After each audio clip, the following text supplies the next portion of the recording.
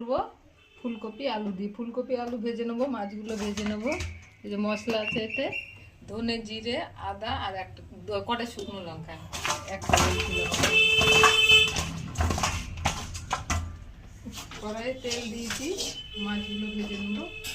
আজকে মাছটা অল্পই রাখবো, একদিনা খাবে তো, আর সবার জন্য মাংস করবো।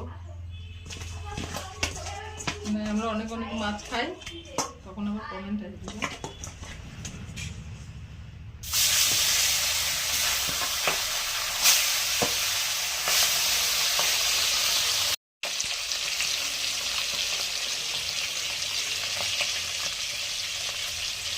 পাপানো আছে হালকা করে, এবার ভেজে নেবো লবণ হলুদ দিয়ে।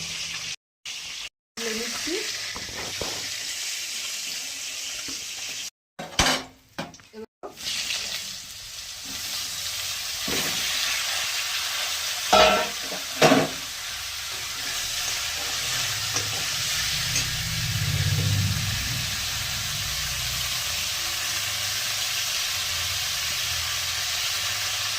একটু হলুদ দেবো, লবণটা পরে দেবো, না হলে কপি দিয়ে জল বেরিয়ে যাবে, ভাজা যাবে না ভালো। হয়ে গেছে আলু আর ফুলকপি। অল্প একটু তেল দেবো, বেশি তেল দেবো না।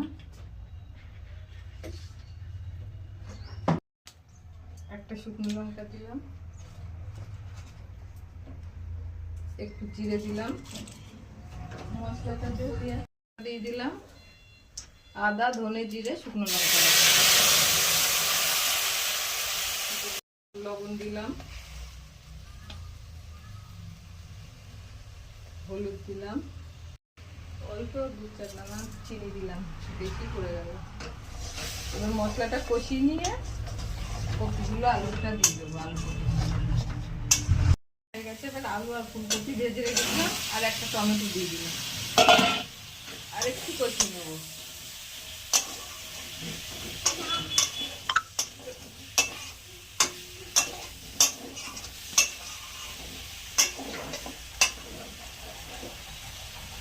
একটু গরম জল, এই গরম জলটা দেবো।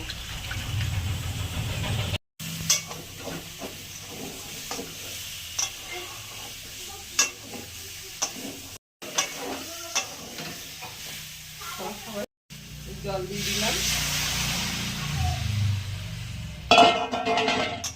আলু কপিগুলো সিদ্ধ হলে মাছ দেবো, ধনে পাতা দিয়ে নামিয়ে নেবো পরে।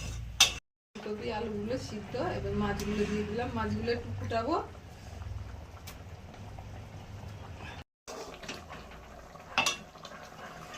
ধনে পাতাটা দিয়ে দিচ্ছি। গেছে চারাপোনার পাতলা ঝোল, নামিয়ে দিচ্ছি।